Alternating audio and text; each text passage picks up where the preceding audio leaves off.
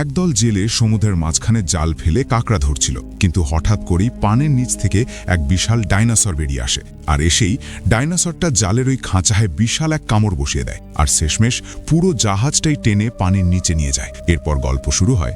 Dinosaur মানব সমাজে প্রবেশ করার পর ইতিমধ্যে 4 বছর পার হয়ে গেছে। যদিও ডাইনোসর এখন মানুষের কাছে খুব পরিচিত এক প্রাণী, কিন্তু মানুষ আর ডাইনোসরের একসাথে বসবাস করাটা এখনও এক বড় চ্যালেঞ্জ। ডাইনোসররা বিশ্বের বিভিন্ন জায়গায় ছড়িয়ে পড়ার সাথে সাথে তারা এখন ব্ল্যাক মার্কেট বা কালো বাজারেও চলে গেছে, যেখানে মানুষ এদেরকে পণ্য হিসেবে কেনাবেচা করছে। এই পরিস্থিতি সমাজের নিয়ম শৃঙ্খলা একদম নষ্ট করে দিচ্ছে।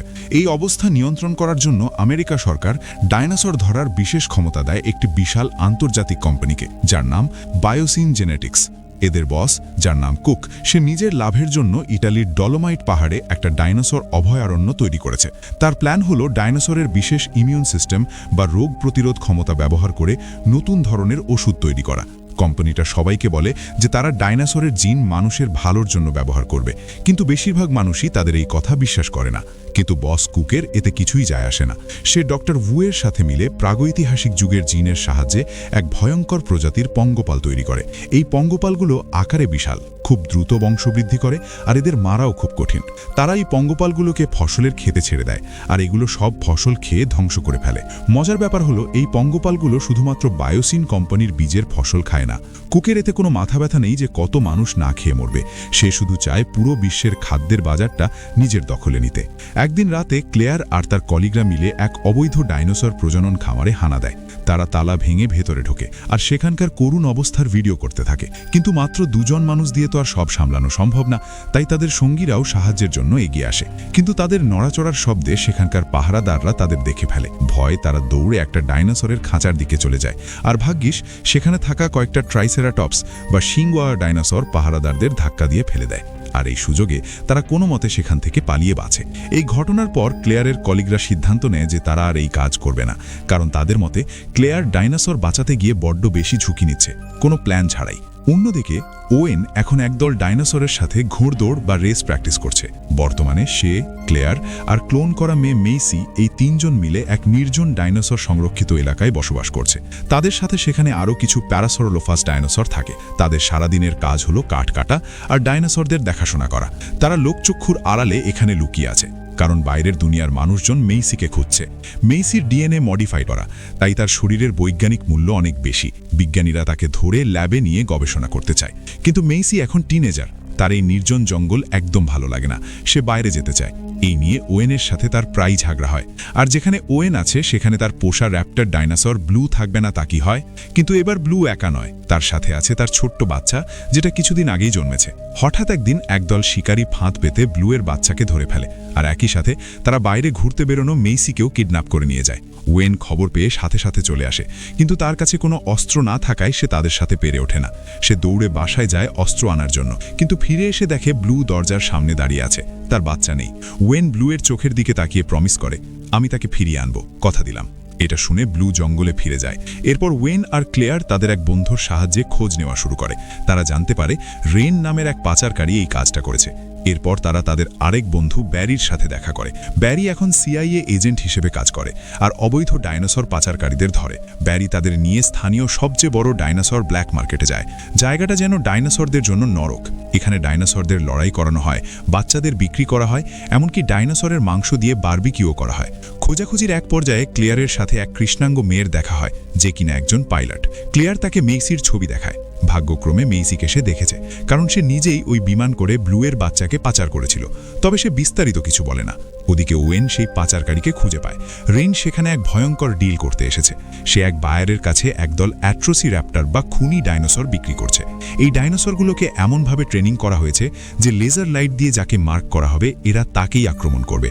ঠিক যখন তাদের ডিল বা কেনাবেচা শেষ হতে যাবে, তখনই সিআইএ এজেন্টরা সেখানে হামলা করে।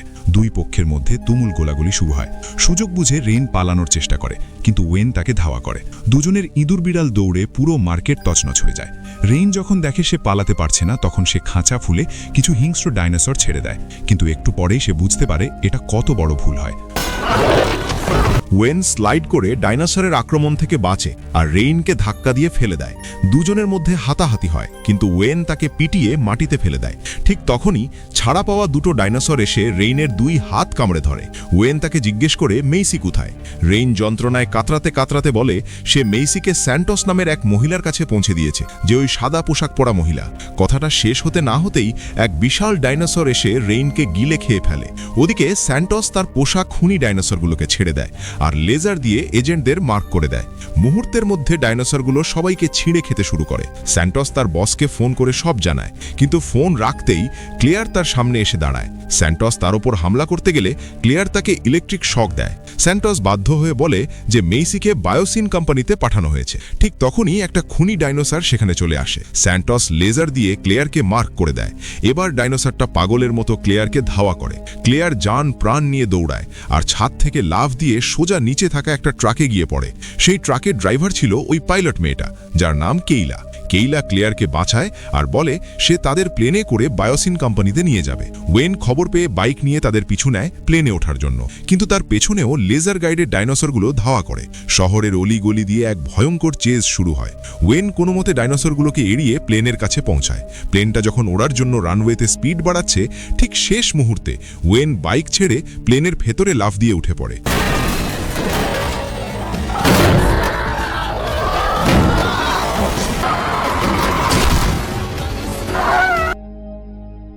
এদিকে বিখ্যাত ডাইনোসর বিশেষজ্ঞ ডক্টর এলি স্যাটলার তার পুরনো বন্ধু ডক্টর অ্যালান গ্র্যান্টের কাছে যায়।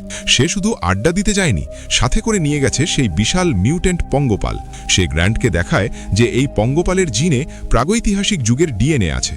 এলি সন্দেহ করে যে বায়োসিন কোম্পানি এই পঙ্গপালগুলো বানিয়েছে, কারণ এগুলো সব শস্য খেলেও বায়োসিনের শস্য খাচ্ছে না। সত্য উদ্ঘাটন করার জন্য এলি বায়োসিনের ল্যাবে ঢুকে পঙ্গপালের ডিএনএ স্যাম্পল নিতে চায়। সে গ্র্যান্টের সাহায্য চায়। ভাগ্যক্রমে বায়োসিন কোম্পানিতে একটা প্রদর্শনী চলছে আর এলির কাছে ইনভিটেশন আছে। গ্র্যান্ট রাজি হয়ে যায়। তারা দুজনে প্লেনে করে সেখানে পৌঁছায়। সেখানে র্যামজি নামের এক কর্মী তাদের স্বাগত জানায়। তারা দেখে বিশাল এক উপত্যকায় ডাইনোসররা চড়ে বেড়াচ্ছে। র্যামজি জানায় এখানে তৃণভোজী ডাইনোসরদের জন্য বিশেষ গাছ লাগানো হয়েছে আর মাংসাশীদের জন্য প্রচুর হরিণ ছাড়া হয়েছে। আর সব ডাইনোসরের শরীরে চিপ বসানো আছে, যাতে তারা নিয়ন্ত্রণের বাইরে না যায়।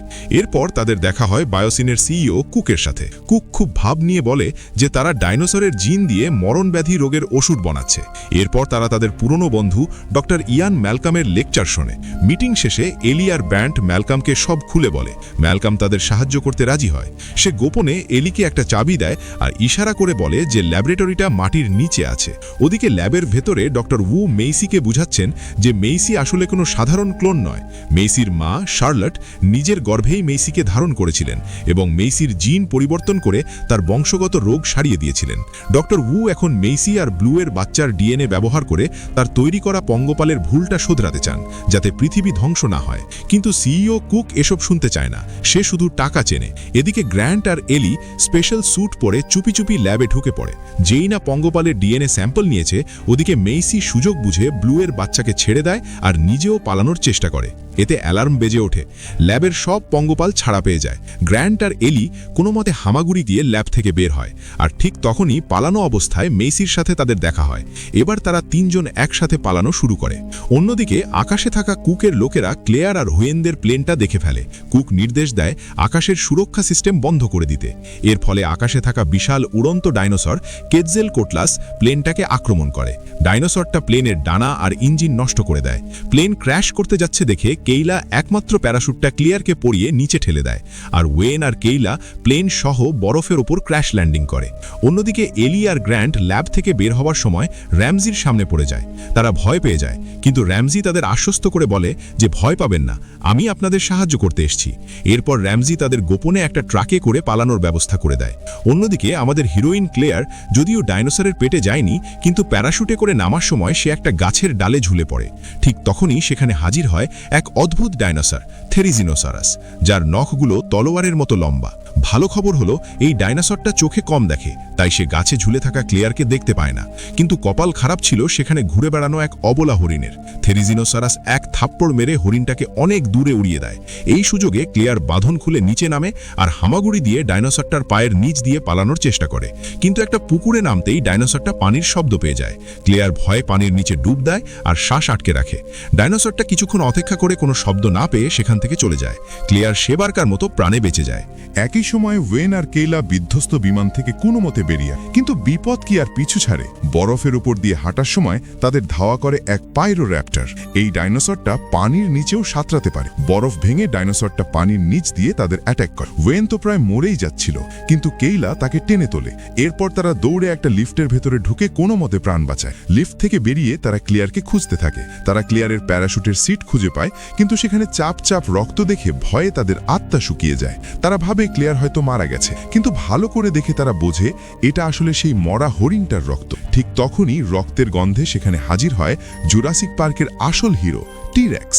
টিরেক্স হরিণটা খেতে যাবে, এমন সময় এন্ট্রি নেয় এই সিনেমার মেইন ভিলেন ডাইনোসর গিগানোটোসরাস।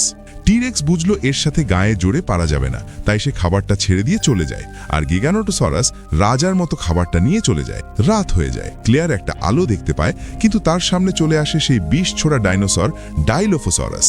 সে বিষ ছুড়বে, ঠিক সেই মুহূর্তে ওয়েন এসে ডাইনোসরটার গলা টিপে ধরে, আর কেইলা ওটাকে কারেন্ট দিয়ে অজ্ঞান করে দেয়। ওদিকে ভিলেন কুক জানতে পারে যে ডক্টর ম্যালকম এলির দলকে সাহায্য করেছে। সে ম্যালকমকে চাকরি থেকে বরখাস্ত করে। কুক চায় তাদের সবাইকে মেরে ফেলতে, তাই সে তাদের এক অন্ধকার গুহায় আটকে দেয়। কিন্তু কুক জানতো না যে তার অ্যাসিস্ট্যান্ট র্যামজি আসলে ভালো মানুষ। র্যামজি লুকিয়ে সিস্টেম হ্যাক করে দরজা খুলে দেয়, আর তারা সবাই গুহা থেকে বেরিয়ে আসে। নিজের অপকর্মের প্রমাণ লোপাট করার জন্য কুক ল্যাবের সব পঙ্গপাল পুড়িয়ে ফেলার অর্ডার দেয়। কিন্তু এই মিউটেন্ট পঙ্গপালগুলো এতই শক্তিশালী যে আগুন গায়ে নিয়েই তারা ল্যাব থেকে বেরিয়ে জঙ্গলে ছড়িয়ে পড়ে। দেখে মনে হচ্ছিল যেন আকাশ থেকে আগুনের বৃষ্টি পড়ছে। এর ফলে পুরো জঙ্গলে ভয়াবহ আগুন লেগে যায়। ম্যালকম গাড়ি চালিয়ে পালাচ্ছিল, কিন্তু আগুনের কারণে নিয়ন্ত্রণ হারিয়ে তার গাড়ি খাদে পড়ে যায়। ভাগ্যক্রমে ম্যালকম গিয়ে পড়ে ঠিক ওয়েন আর কেইলার সামনে। আর এভাবেই জুরাসিক পার্ক এবং জুরাসিক ওয়ার্ল্ডের সব হিরোরা প্রথমবারের মতো এক জায়গায় হলো। কিন্তু কথা বলার সময় নেই, কারণ সেখানে আবার হাজির হয় সেই বিশাল গিগানোটোসরাস। সবাই গাড়ির আড়ালে লোকায়, কিন্তু ডাইনোসরটা তাদের দেখে ফেলে। মেইসি একটা মই বেয়ে ওপরে ওঠার চেষ্টা করে, কিন্তু ডাইনোসরটা তাকে কামড়ে ধরতে যায়। ম্যালকম সবাইকে বাঁচাতে এক সাহসী কাজ করে। সে একটা জ্বলন্ত পঙ্গপাল মশালের মতো হাতে নিয়ে ডাইনোসরটার মুখের ভেতরে ছুঁড়ে মারে। ডাইনোসরটা বিভ্রান্ত হয়ে যায়, আর এই সুযোগে সবাই দৌড়ে কন্ট্রোল রুমের ভেতরে ঢুকে পড়ে। কিন্তু ডাইনোসরটা জানলা ভেঙে ভেতরে ঢোকার চেষ্টা করে। কেইলা ওটাকে গুলি করে, আর ক্লিয়ার ইলেকট্রিক শক দেয়, ফলে ডাইনোসরটা যন্ত্রণায় সেখান থেকে পালিয়ে যায়।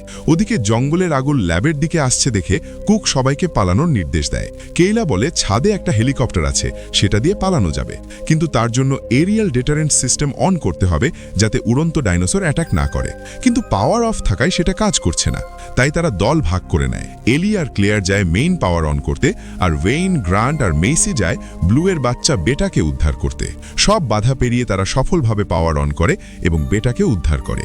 ঠিক তখনই ডক্টর উ তাদের কাছে এসে মাফ চায় এবং কথা দেয় সে মেইসির রক্ত নিয়ে গবেষণা করে এই পঙ্গপাল সমস্যার সমাধান করবে এবং পৃথিবীকে বাঁচাবে। ওদিকে পাপি কুক একা পালাতে গিয়ে হাইপারলুপ টানেলে আটকা পড়ে, আর সেখানে তাকে ঘিরে ধরে একদল ডাইলোফোসরাস। তার ভবলীলা ওখানেই সাঙ্গ হয়। সবাই হেলিকপ্টারে ওঠার জন্য রেডি, ঠিক তখনই তাদের পথ আটকায় টিরেক্স। কিন্তু টিরেক্স তাদের খেতে আসেনি। তার টার্গেট ছিল তার পুরনো শত্রু গিগানোটোসরাস।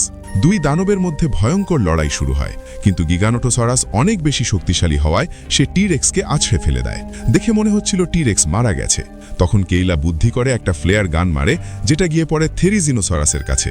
গিগানোটোসরাস এবার থেরিজিনোসরাসকে আক্রমণ করতে যায়।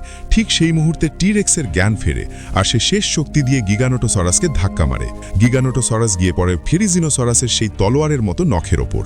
এফোর ওপর হয়ে যায় গিগানোটোসরাসের শরীর। পৃথিবীর বুক থেকে বিদায় নেয় ইতিহাসের সবচেয়ে বড় মাংসাশী ডাইনোসর। গল্পের শেষে দেখা যায় সবাই হেলিকপ্টারে করে নিরাপদে ফিরে আসে। বায়োসিন কোম্পানির বিরুদ্ধে মামলা হয় এবং তাদের এলাকাটাকে ডাইনোসরদের জন্য অভয়ারণ্য ঘোষণা করা হয়। ডক্টর উ তার কথা রাখে এবং পঙ্গপাল ধ্বংস করে প্রকৃতির ভারসাম্য ফিরিয়ে আনে। আর ওয়েন কি করে? ওয়েন তার প্রমিস রাখে। সে ব্লুয়ের বাচ্চা বেটাকে জঙ্গলে ব্লুয়ের কাছে ফিরিয়ে দেয়। ব্লু তার বাচ্চাকে নিয়ে ওয়েনের দিকে শেষবারের মতো তাকায় এবং জঙ্গলে হারিয়ে যায়। মানুষ আর ডাইনোসর এখন একসাথেই এই পৃথিবীতে পৃথিবীতে মানিয়ে নিয়ে থাকতে শেখে। জুরাসিক ওয়ার্ল্ড ডোমিনিয়ন মুভিটি এখানেই শেষ হয়। এই মুভিটি মূলত আমাদের নস্টালজিয়া নিয়ে খেলেছে, কারণ এখানে পুরনো জুরাসিক পার্কের অভিনেতাদের সাথে নতুনদের এক করা হয়েছে। মুভিটির ভিজুয়াল ইফেক্টস আর সাউন্ড ছিল দুর্দান্ত, যা IMDb-তে 5.6 রেটিং পেয়েছে। যদিও গল্পের গভীরতা নিয়ে অনেকের প্রশ্ন আছে, কিন্তু শেষ দিকে ডাইনোসরের ফাইট সিনটা ছিল পয়সা উসুল।